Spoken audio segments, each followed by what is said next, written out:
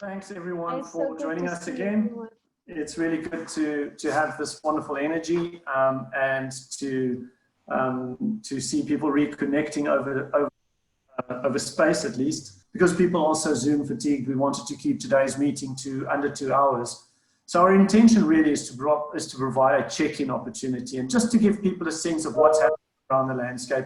And if they see something interesting, to reach out to others, connect with them, learn from them, learn with them, share with them. Unfortunately, we're only going to allow around 45 seconds, and then we're going to move on to the next one. So if it comes up, you can just say who you are, and then share one thing that's not on the slide that you feel that needs to be shared on the screen. Okay, and 45 seconds starting with Wayne. Yeah, so we've gone into lockdown, out of lockdown, and into lockdown again, and now we're coming out. So I think our challenge has been, like so many of you, it's the pivot in and out of online hybrid. We've delayed our start by a month to hopefully settle things before then.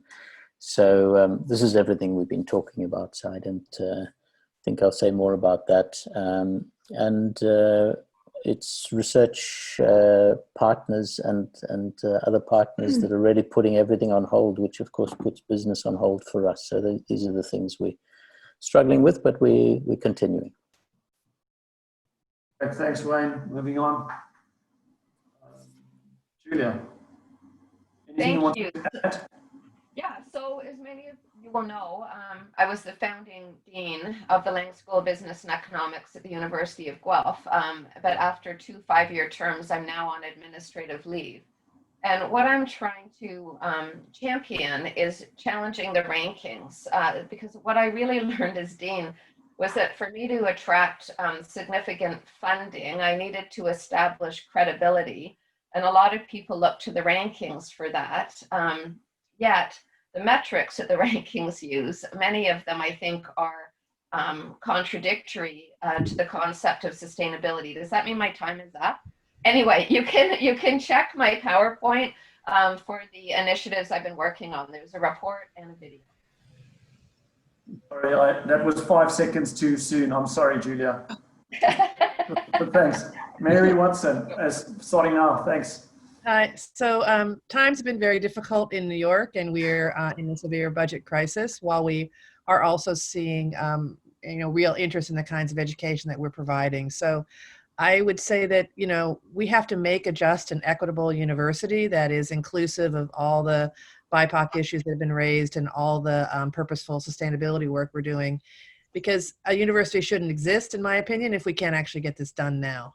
So we are working very hard to work on issues of access, equity, purpose, but really with a focus on equity and inclusion in a very serious way, which means really reforming the curriculum. Oh. Hi, we're living a school without Julia, as she said, but we also are working on some very exciting things. One of the things that I'm really proud of is this Institute for Sustainable Organizations, which is something we talked about in a couple of Deans and Directors cohort ago. It's happening. We've got some research chairs. I'm loving my work with the Guardians. So, while there's so much crisis, there's also some hope. We just wanted to highlight that. Great, thanks, Julia. Sanjay? So Sanjay couldn't be here with us today, but he sent this reflection. No, I can be. I'm here with you. Oh, wonderful, wonderful. Yeah, so yeah, I don't want to talk about the massive fiscal crisis we have, but anyway, a lot of that relates to the undergraduate program for the humanities and the liberal arts, but the business school enrollments are fine, which doesn't mean anything because we face the financial crisis anyway. But for a sustainable innovation MBA program that many of you are familiar with, this is the year. You know, I didn't know. I don't know what the factors are, but we've had over 300 applications. We could have accepted 150 outstanding students, but because of CDC guidelines and social distancing, for those of you who were here for the Dean's Cohort in the Keller room, we could only put in 45. So we have brought in 45.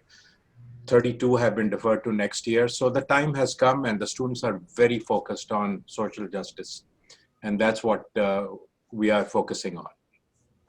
Sanjay, you can send those applications to us. We'll be glad to take them. Yeah. Absolutely. Absolutely. You know, they just want to come here. They're happy to defer to next year for us. Thanks, Anna-Lena. Thanks, John. I will comment on two things previously talked about in the Deans and Directors cohort. So what's going on with the initiative to label our courses at the School of Business and Economics with the UN SDGs, while we were renewing our curriculum for the next 3 years, or starting right now. Right now we have 57 courses with short descriptions of what this course is doing to somehow promote certain or some SDGs.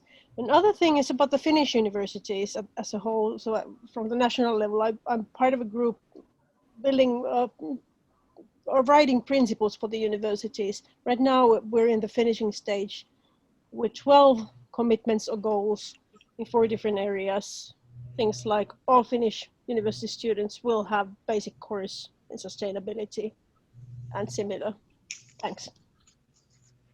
Thank you, Anna-Lena. I don't know who from George Mason would like to share. So you can see that we launched our Business for a Better World Center this year, and that's our vision and mission. We're excited to have 4 new initiatives. One is an Impact Fellows program, which is a 2-year cohort program for incoming students who are underrepresented in business. We have 30 this fall. And the second is a social incubator, which builds on our Honeybee initiative. And go, Anne. We also have 2 initiatives that are related to the Business Roundtable statement. Can you hear me? Yeah. Okay, 2 initiatives related to the Business Roundtable statement on the purpose of the corporation being to develop or to build value for all stakeholders. So we're creating a stakeholder roundtable where we'll bring together stakeholders of institutions. So, you know, leaders, customers, employees, communities, the planet. I don't know how we get the planet there. And then also we are working on building out a framework around stakeholder value creation and thinking about what really needs to happen to make these things come to life, and building an index for companies so that they can see how they're performing against that metric of stakeholder value creation. Thanks. Thanks, Anne. And we're moving on to Cheryl at Babson.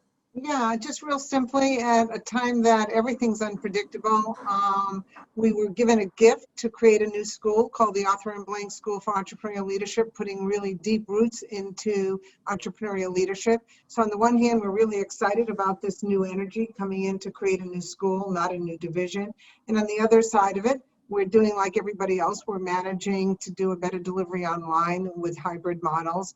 And what we're also observing, which I said earlier, is the co-curricular side, which is pretty robust at Babson in terms of experiential learning, has been really quite amplified online. We've actually been able to do a lot more around the UN SDGs and a lot of co-curricular activity. We have more attendance by people online than we actually did face-to-face because they actually have the time, since co-curricular is usually discretionary efforts. Great, thanks so much. Is Stephanie on the call? I'm not sure if she's joined us. No, I don't think Stephanie's made it onto the call. Okay. Is there anyone from Deakin? I think they may be joining us tomorrow morning. Just check. Yeah, they're probably all fast asleep. In any case, you have the update there. Or is there someone? Sorry. Did I just hear someone? No, okay. Kathy, I think I saw Kathy.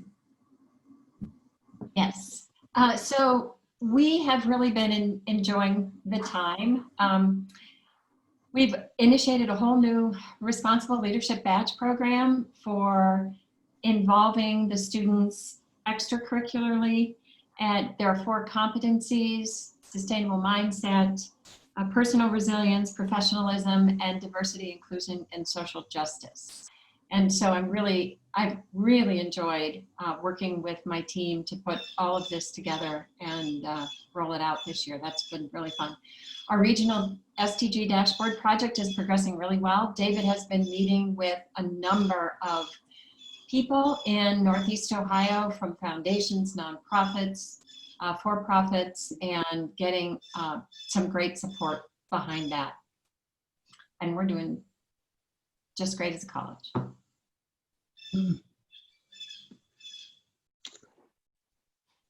Okay, just see, Marie, are you on the call? Yeah, I'm still here. Oh, there we go. There we go. Yeah. So in 45 seconds, I just say I'm very happy that we will now start the roundtable forum we will plan for. There will be a small group with 4 professors from various disciplines and 6 CEOs or equals that will discuss kind of the joint challenges for society, and this, we're really looking forward to see that interaction and what can come from it, and also that we can have a solid research project on the effects of our work with integrated sustainability perspective in education. What's not here, and I would like to add, is also that we are working quite intensively, a group at the school with SDG 8 on economic growth and good working conditions. On the kind of, we are tasked by the International Association of Universities. So we are taking a lead there, and it's interesting and challenging to see how could business schools address the complicated issues of economic growth compared to the rest of the sustainability challenges.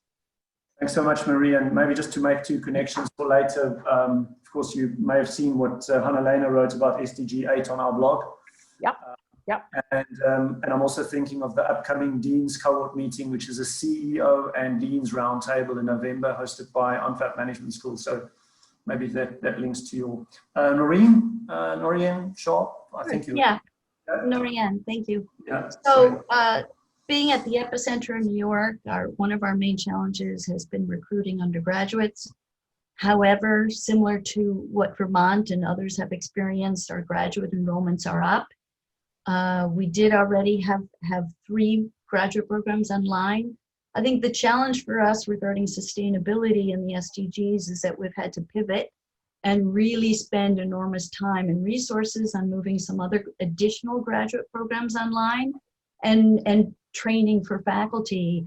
And so some of the revisions of our undergraduate curriculum that relate to sustainability have been placed on hold. And we're now resurrecting those, and hopefully we'll be moving those along this fall. Thanks so much. Moving on, Mary. Yes. Yeah, there's Mary. Yes, I'm here. I want to just really call out the first item on this slide, and you can look at the others.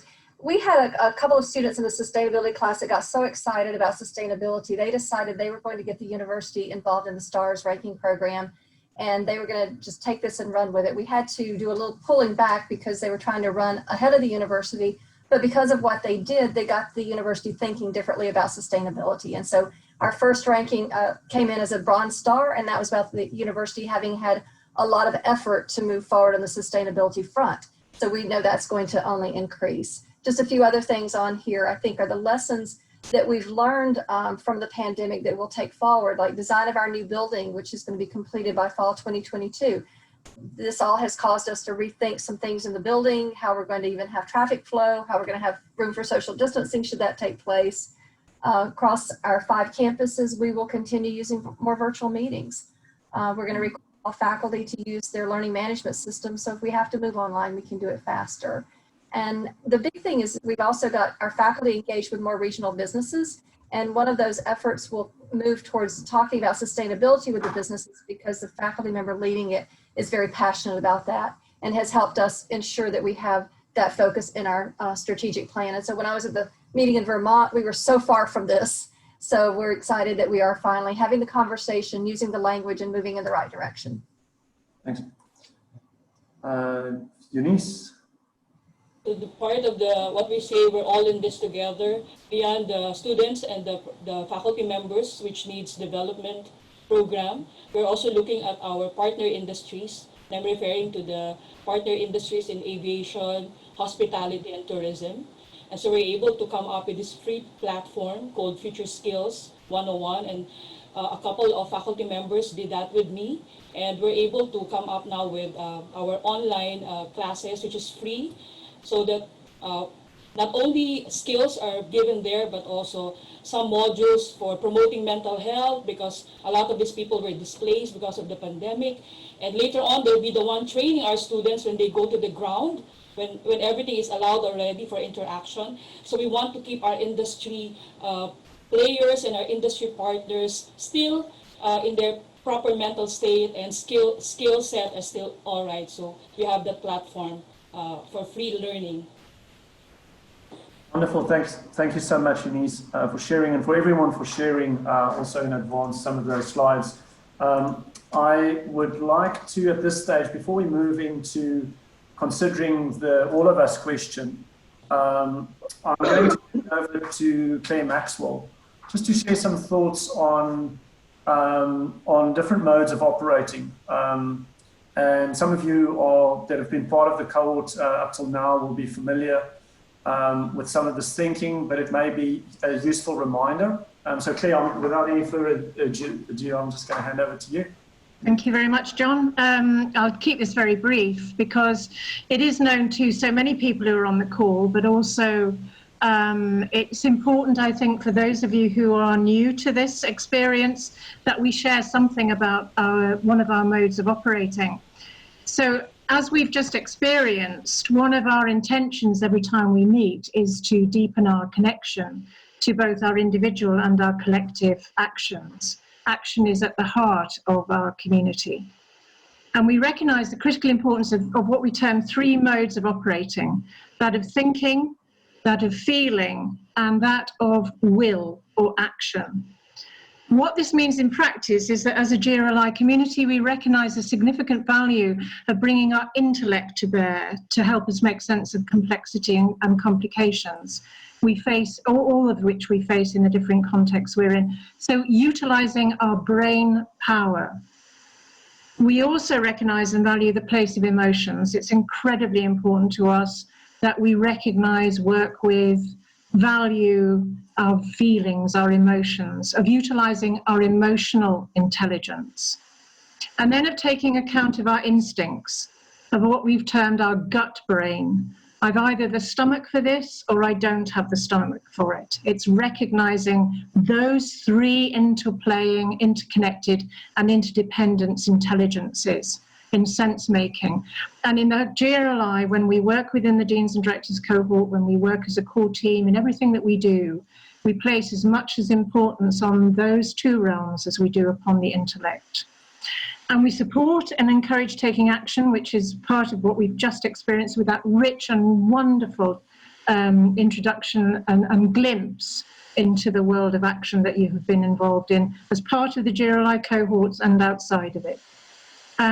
We support everyone, including ourselves, walking our talk, being willing to not only sit in our current environments, but to be practitioners, encouraging development through innovating with others. So operating out of these modes involves our own person, our whole person, our heads, our hearts, our hands, and when we're truly aligned, we believe our spirit, that intangible ingredient that we know when it is present and when it feels right. For impactful change to happen, thinking alone is not enough. I'm hoping I'm not preaching. This is I'm sure what we know and share. But neither is operating only out of emotion, although both are critical elements. For real change to happen, we have to move beyond wishes and desires. We have to move to will, to intent. And from our own experience, we know that when our intellect and our instinctive emotional sense of the world are aligned, we can move swiftly to action, regardless of how complicated, demanding, or experimental a call may be. So within the Deans and Directors cohorts, when we meet for longer, we work at a deep level on all three of those modes, raising consciousness about our preferred ways of operating. And so we invite you, as you enter into this next round of exploration, which is about collective action, it is about what we can do together. And in the spirit of there being no right or wrong place to be, We would like you to become aware of your whole self and the realm you feel most at home in. Am I thinking my way into a new future? Am I feeling my way into a new future? Am I instinctively moving into something? And how aligned are you in terms of a commitment to taking action and experimentation? To what extent is there a dissonance between what you're thinking and doing and what is your gut instinct telling you? How strong is your will and the will of others? Because we believe, for example, that the commitment and the encouragement of others can take us much further than we can ever go alone. Thank you, John. Thanks so much, Claire, for that very useful reminder, and also for setting up the final part of our check-in today.